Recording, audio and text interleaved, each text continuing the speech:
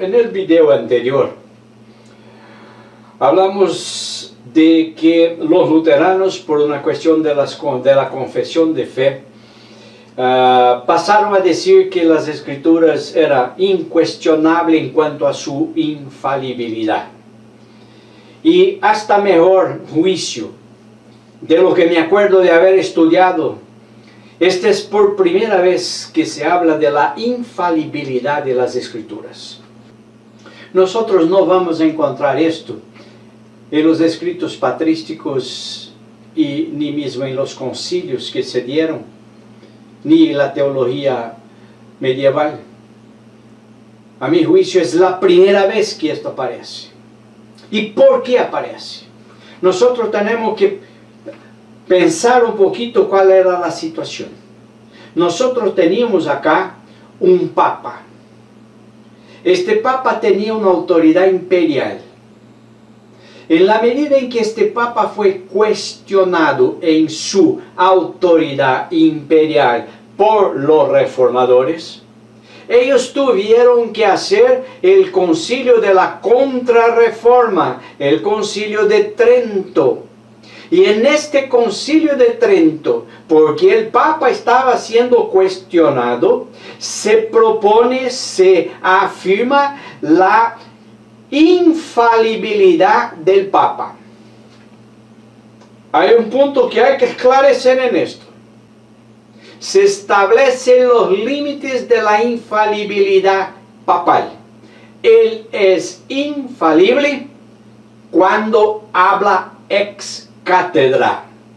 O sea, cuando él habla en una situación muy especial, él es infalible. Pero los luteranos no tenían esto. Y empezaron a ser bombardeados por la cuestión de que no había una autoridad.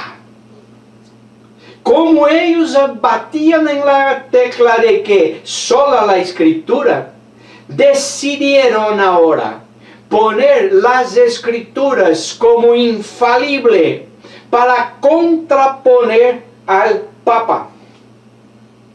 La doctrina de la infalibilidad, que no fue necesaria en la historia de la Iglesia por 1500 años, por una cuestión contextual, por una cuestión política, por una cuestión de pelea con el Papa, ahora las Escrituras son decretadas infalibles. Idea que van a decir que incluso las vocales hebreas, y se sabe que las vocales hebreas del texto masorético solo ha sido producido mucho más tarde, porque el escrito hebreo primitivo eran solo las consonantes. Entonces acá se habla de una cosa que no entra en mi cabeza. Primero, una inspiración de Dios para que los escritores originales del hebreo y del aramaico escribieran solo con las consonantes. Pero después tuvo que tener una inspiración para poner las vocales proféticas en las consonantes. Y este es el texto masorético. Hay un otro problema también con esto. Cuando ellos llegaron con el tetragramatón, que es la palabra sagrada, que no pronunciaban el nombre de Dios, para no decir el nombre de Dios, ellos al invés de poner las vocales en las consonantes para que se supiera cuál el nombre de Dios, porque no hablaban, ellos metieron el reverso. Ellos antes tenían las consonantes E de memoria, por reglas sabían cuáles eran las vocales. Pero ahora ellos invirtieron, pusieron las vocales de Adonai. Y cuando llegaban a este punto, al invés de decir el nombre sagrado de Dios, se lo ponía a Adonai. Y esto entonces, cuando después Lutero vino a agarrar el texto hebreo y estudiar esto, no lo sabía, dijo que el nombre sagrado de Dios es Jehová. Y no es. Jehová es un apellido, no es nombre de Dios. Y los estudios más serios dicen que quizás el nombre sagrado de Dios es Javé, o Yahvé, o Jehová, peor aún.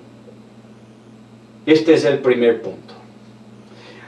El segundo punto que quiero es que esta doctrina de la infalibilidad produjo un otro problema serísimo, que son los intérpretes de la palabra infalible. Si yo soy un intérprete de una palabra falible, yo tengo interpretaciones falibles. Pero si yo interpreto una palabra infalible, la conclusión que tengo de esta palabra infalible es también infalible. Un punto acá. La Iglesia Católica tiene un Papa que habla infaliblemente en una circunstancia muy específica, ex cátedra. Los evangélicos tienen cualquier cantidad de papas que hablan como si fueran infalibles todas las veces que hablan. Nosotros tenemos mucho más papas que la Iglesia Católica. Hay gente que se cree la divina papaya, la divina pomada, porque lee la Biblia y la Biblia es infalible, entonces lo que yo digo también es infalible. Santo Dios del cielo, no perciben lo que está por detrás de esto. ¿Cómo es que la iglesia vivió 1500 años sin necesitar de esto? Y vivió más un tiempo entre la reforma hasta que apareció un movimiento en los Estados Unidos ahí al principio de los años de 1900 que recuperó esta idea de la infalibilidad. Gente, hay que ponerse las pilas y ser más serio. Hay que ser serio en cuanto al proceso histórico de desarrollo de una doctrina de la Biblia, de la bibliología. Hay que ser serio en las ciencias de exegesis, que es la ciencia de interpretación de los textos, sea cualquier que sea, los jurídicos, los filosóficos, exegesis o exégesis. No sé bien ahora cómo se habla. Pero es la ciencia de interpretación de los textos. Y hay cualquier cantidad de cosas en la Biblia. Que hay gente que hace vueltas y dale cualquier cantidad de reviravueltas para mostrar que no hay inconsistencias, pero sí hay. Y le voy a apuntar una. En uno de los evangelios dice que uno de los ladrones crucificados con Jesucristo se arrepintió. En el otro evangelio va a decir que los dos permanecieron sin se arrepentir.